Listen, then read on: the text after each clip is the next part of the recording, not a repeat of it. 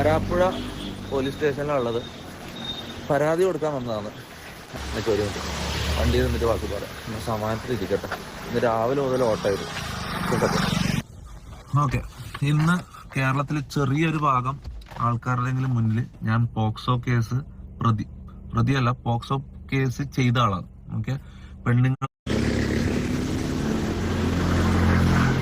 Karapuzha police സ്റ്റേഷനിലുള്ളത്. പരാതി കൊടുക്കാൻ വന്നതാണ്. എന്നൊക്കെ ഒരു മിനിറ്റ് വണ്ടി നിന്നിട്ട് ബാക്കി പറയാം. സമാനത്തിൽ ഇരിക്കട്ടെ. ഇന്ന് രാവിലെ മുതൽ ഓട്ടമായിരുന്നു. ഓക്കെ, ഇന്ന് കേരളത്തിൽ ചെറിയൊരു ഭാഗം ആൾക്കാരുടെങ്കിലും മുന്നിൽ ഞാൻ പോക്സോ കേസ് പ്രതിയല്ല പോക്സോ കേസ് ചെയ്ത ആളാണ്. ഓക്കെ, പെണ്ണുങ്ങളെ പീഡിപ്പിച്ചിട്ട് അബോർഷൻ ചെയ്ത് പൈസ കൊടുത്ത് ഒഴിവാക്കിയ ആളാണ്. ഡ്രഗ് ഉപയോഗിക്കുന്ന ആളാണ്. ഇതിനെല്ലാം കാരണക്കാരെന്ന് പറഞ്ഞാൽ ഞാൻ തീറ്റിപ്പോറ്റിയ കുറച്ച് നാറുകള്. ഓക്കെ, ഇനി വെറുതെ സോഷ്യൽ മീഡിയയിൽ കാണിച്ച് ഇവന്മാരെ എക്സ്പോസ് ചെയ്തിട്ട് ഇവന്മാരിത് ക്രെഡിറ്റ് ആയിട്ട് ഇവന്മാർക്ക് ഇത് കുഴപ്പമില്ല, ഇവന്മാർക്ക് റീച്ച് കിട്ടിയാൽ മതി. ഓക്കെ, എക്സ്പോസിങ് ഇതെല്ലാം ഞാൻ പറയട്ടെ. ഇത് കണ്ടോ, 2 ക്രിമിനൽ കേസുകളും പിന്നെ ഒരു ഡിഫേമേഷന്റെ ലീഗൽ നോട്ടീസ് ഓൾറെഡി അയച്ചു കഴിഞ്ഞു. ഓക്കെ, ഇനി കളികൾ ഡയറക്റ്റ് ലീഗലി പോകാൻ പോയെന്ന്. ഓക്കെ, നേരെ ജയിലിൽ കയറ്റാം. അത് തന്നെയാണ് ഡയറക്റ്റ് നേരെ ഇവന്മാരെ ജയിലിൽ കയറ്റാന്നുള്ളതിന് ഉദ്ദേശം. കാരണം എക്സ്പോസിങ് ഒന്നും ഇവർക്ക് ഇതൊക്കെ റീച്ചാണ്. ഇതെല്ലാം നെഗറ്റീവ് റീച്ചൊക്കെ നെഗറ്റീവ് റീച്ച് മുന്നോട്ട് പോവാ. ഇതാണ് ഇവരെ മൈൻഡ്. ഓക്കെ, അപ്പൊ ഞാൻ പറഞ്ഞിരുന്ന വെച്ചാൽ പോക്സോ കേസ്, അബോർഷൻ കേസാണെന്ന് എനിക്കറിയില്ല. പക്ഷെ സ്റ്റിൽ സമൂഹത്തില് ഒരാളെ നാറ്റിക്കണമെങ്കിൽ ഫസ്റ്റ് മൈൻഡിൽ വരുന്ന എന്തൊക്കെ കാര്യങ്ങളുണ്ടോ അതൊക്കെ ഇവരെനിക്കെതിരെ പറഞ്ഞിട്ടുണ്ട്.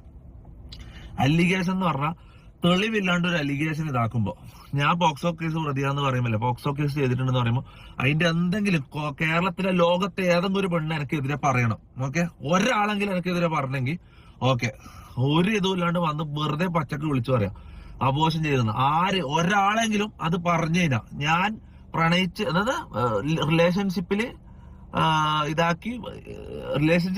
പ്രണയം നടിച്ച് പീഡിപ്പിച്ചിട്ട് അബോർഷൻ ചെയ്ത് പൈസ കൊടുത്ത് ഒഴിവാക്കി ഒരാളെങ്കിലും ഇത് വന്നിട്ട് പറഞ്ഞു കഴിഞ്ഞാൽ ഓക്കെ. പിന്നെ ഡ്രഗ്സിന്റെ കാര്യം, എന്റെ വീട്ടില് ഞാനില്ലാത്തപ്പം ഡ്രഗ്സ് കയറ്റിയിട്ട് എന്റെ അലമാരയിൽ ഡ്രഗ്സ് എടുക്കുന്നതായിട്ട് വീഡിയോ എടുത്തു വെച്ചേക്കാം. ഇത് എത്ര മാസം മുമ്പ് എടുത്തു വെച്ച വീഡിയോ.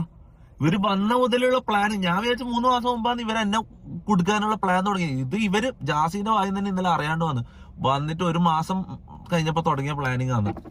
അപ്പൊ ഇവരേൽ എന്തെല്ലാം ഉണ്ടാവും, എന്തെല്ലാം ഇങ്ങനെ എടുത്തു വെച്ചിട്ടുണ്ടാവും വീട്ടിൽ ഉള്ള സമയത്ത് തന്നെ. എന്തൊക്കെ ഇനി നാളെ ഒരു മനുഷ്യ പറയാം വീട്ടിന്റെ താഴെ ഞാനും കൊന്നിട്ട് കുഴിച്ചിട്ടിട്ടുണ്ടെന്ന് പറയും. ഓക്കെ, അപ്പൊ ഇവര് ഓരോന്ന് പറയുമ്പോൾ പിറ്റേ ദിവസം ഞാൻ വന്നിട്ട് അത് തെളിച്ചിട്ട് കാര്യമില്ല. ഞാൻ ഡയറക്റ്റ് നിയമപരമായിട്ട് പോയെന്ന്. ഓക്കെ, ഇതെന്ന് വെച്ചാൽ ഒരു കേസ് എന്ന് പറഞ്ഞാൽ ഒരു കേസ് സെപ്പറേറ്റ് ഞാൻ ഡ്രഗ്സിന് തന്നെ വേറെ തന്നെ കേസ് കൊടുത്തിട്ടുണ്ട്.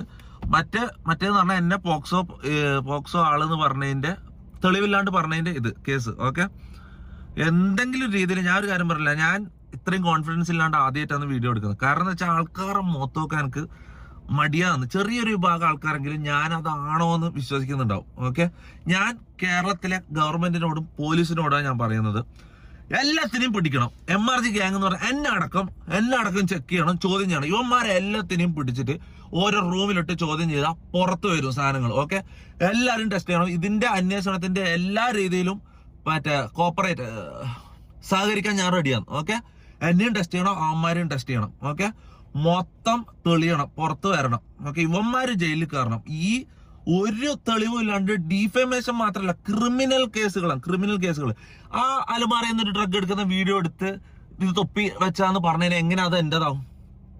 ഇങ്ങനെയാണ് ഒരു ഡ്രഗ് എവിഡൻസ് ഉണ്ടാക്കല്. ഞാൻ ഡ്രഗ് അടിക്കുന്നത് കളിക്കണം, ഞാൻ ഡ്രഗ് അടിക്കുന്നത് കാണിക്കണം. ഇവര് കഞ്ചാവ് ഞാൻ അടിക്കുന്നതല്ല കാണിക്കുന്നത്.